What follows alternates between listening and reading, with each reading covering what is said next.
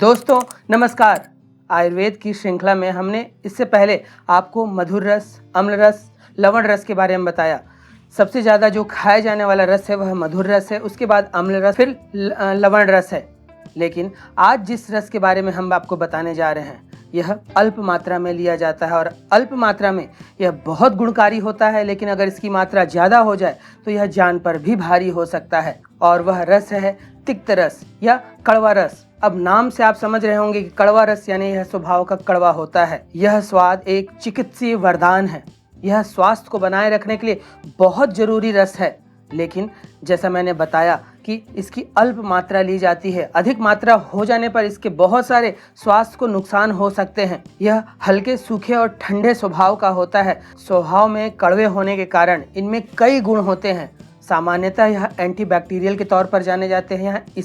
इन्हें anti inflammatory तत्व के तौर पर भी जाना जाता है। इन्हें एंटीपायरेटिक गुण के तौर पर भी जाना जाता है। यह शरीर से जीवाणु विषाणुओं को खत्म करने का काम करते हैं। यह पाचन स्राव और एंजाइम के स्राव को बढ़ाकर शरीर की कई चीजों को ठीक रखते हैं। साथ ही यह शरीर के विषैले प्रभाव को दूर करने में बहुत गुणकारी रस होता है। शरीर के डिटॉक्सिफिकेशन में यह बहुत महत्वपूर्ण भूमिका अदा करता है। साथ ही यह मतली, जलन और त्वचा रोगों को ठीक करता है। बुखार के लिए इसे रामबाण माना जाता है।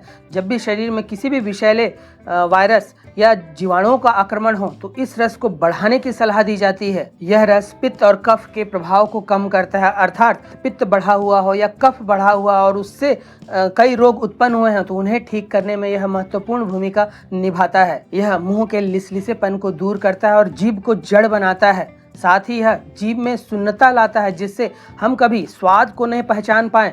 तब कड़वे रस का सेवन कर लेने से आपने देखा होगा, जब आप किसी सुगंध वाली दुकान पर जाते हैं तो वहाँ इतने सारे सुगंध होते हैं कि सभी सुगंध मिक्स हो जाते हैं। तब उस सुगंध के प्रभाव को दूर करने के लिए जो सुगंध के दुकान वाला है वह आपको कॉफ़ी सुंघाता है या आपके नाक के पास कॉफ़ी लाता है, जिससे चूँकि कॉफ़ी तिक्त कड़वे पदार्थ के तौर पर जाना जाता है, यह नाक से उस तत्व को हटा देता है, जिससे आप बाकी सुगंध जो वह सूंघाना चाहता है आपको उसे बहुत आसानी से सूंघ सकते हैं। और यही कारण है कि तिक्त रस भले कड़वा हो, लेकिन यह भोजन के अन्य स्वाद को, मधुर रस को, अम्ल रस को, लवण रस को पहचानने योग्य बनाता है। अगर आपके भोजन में आपने लंबे समय से कड़वे रस का सेवन नहीं किया है तब आप मधुर रस, अम्ल रस की पहचान या उसका वह मजा, उसका वह फायदा नहीं ले पाएंगे। तो यह जो जीभ को स्वच्छ करने का भी काम ऐसा मान सकते हैं आप। कड़वे रस के कई गुण हैं। यह आपके शरीर से कई जीवाणु विषाणु को दूर करने के साथ साथ आपके शरीर की यकृत के लिए वरदान है। यकृत अर्थात लीवर के लिए इसे वरदान के तौर पर माना जाता है, लेकिन अल्प मात्रा में। अब यह सोचकर कि यह बहुत शरीर के लिए फायदेमंद है, इसे ही आप ज़्यादा सेवन न करें। तिक्त रस मधुमेह, पेट की जलन, पेट में कीड़े हो जाना, खुजली, किसी प्रकार के कृमि होना, यह जो प्रभाव होते हैं उनमें कमी लाते हैं। अगर इसका सही ढंग से किसी वैद्य से या किसी योग्य चिकित्सक के द्वारा प्रदत्त जो भी जड़ी बूटी हैं उनका अगर आप सेवन करते हैं तो इन चीज़ों में आपको फायदा मिल जाता है। तिक्त रस शरीर में रस को सुखाने का काम करते हैं, अर्थात जितने प्रकार के शरीर में रस हैं, वह रक्त हो, वह वीर्य हो, वह मांस हो, मज्जा हो, उसे सुखाने का भी काम करते हैं। तो कब इसका उपयोग करना है? वैसे तो जो भोज्य पदार्थ है जिसके बारे में अभी आपको बताऊंगा वह आपको मिश्रित भोजन लेना है। उस भोजन में मधुर रस की मात्रा बहुत ज़्यादा, फिर अम्ल रस, फिर लवण रस, फिर तिक्त रस, फिर कटु रस, फिर कसाय रस, इस तरह के रस का सेवन करना है, लेकिन इसकी मात्रा अल्प होनी चाहिए। और भारतीय भोजन की व्यवस्था ही ऐसी है कि वहाँ पर सब तरह के भोजन लिए जाते हैं। गौर करिए, हम जब भूख लगती है तब हम ढेर सारा खाना खाते हैं, मीठा खाते हैं, फल सलाद सब खाते हैं, हम उसमें नमक की मात्रा भी डालते हैं, फिर अंत में हम पान के पत्ते चबाते हैं या इस तरह की कोई कटु चीज़ें खाते हैं। और ये जो भारतीय भोजन व्यवस्था थी यह आयुर्वेद पर आधारित है। और यही कारण है कि तिक्त रस या कड़वे रस के अपने लाभकारी गुण हैं। तिक्त रस यकृत और किडनी को शुद्ध बनाने का भी काम करते हैं, चूँकि डिटॉक्सिफिकेशन में यह महत्वपूर्ण भूमिका निभाते हैं। शरीर में बुखार हो जाए, किसी भी प्रकार का संक्रमण चल रहा हो, किसी भी प्रकार का सूजन चल रहा हो तो तिक्त रस वहाँ गुणकारी हो जाता है।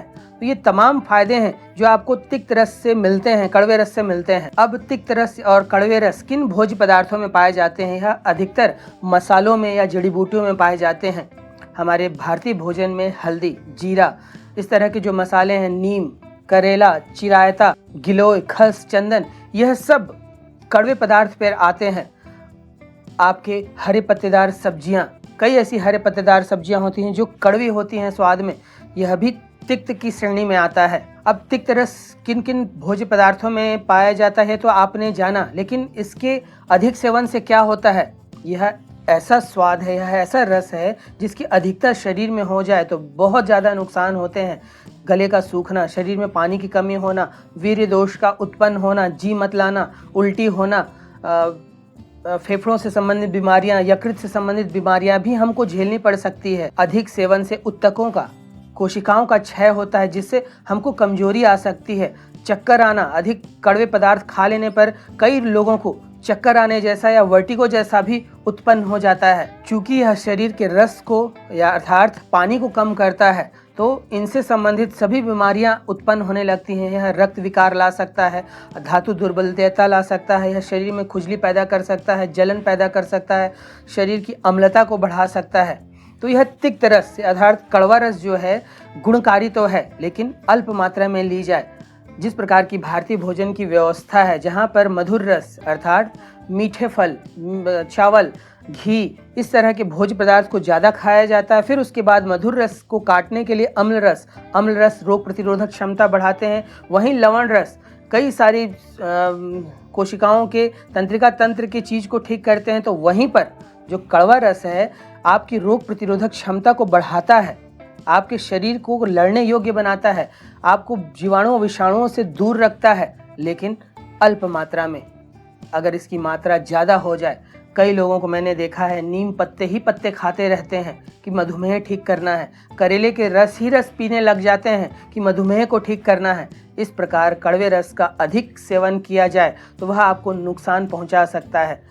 उतना ही नीम की 4-5 पत्तियां एक दिन में पर्याप्त हैं। ज़्यादा पत्ते खाने पे आँखों में दुर्बलता आ सकती है। यही कारण है कि तिक्त रस को लवण रस के बाद रखा गया है। जो भोजन में रसों का क्रम है, किस भोजन को सबसे ज़्यादा लिया जाता है, मधुर रस सबसे पहले है, फिर अम्ल रस है, फिर लवण रस है, फिर आता है तिक्त या कड़वा रस। तो उसी मात्रा में आपको इसका सेवन करना है। कड़वे रस ही आपके भोजन में ज़्यादा हो जाएंगे तो वह आपके जीवन में भी कड़वापन ला सकता है, आपके शरीर में कड़वापन ला सकता है। फिर शरीर के जो रसायनों का संरचना है, रसायनों की जो कार्य कुशलता है, उसमें क्षय आ सकता है और इसके आपको काफ़ी नुकसान हो सकते हैं। तो यह तिक्त रस के बारे में संक्षिप्त में एक जानकारी है कि किस किस भोजन में यह पाया जाता है। तो सामान्य तौर पर समझिए, वह भोजन जो स्वाद में कड़वा है वह तिक्त रस में आता है, तो उस भोजन का सेवन अल्प मात्रा में करना है, कम मात्रा में करना है, उसे बड़ी मात्रा में भोजन के तौर पर नहीं लेना है। इसका विशेष ध्यान रखिएगा।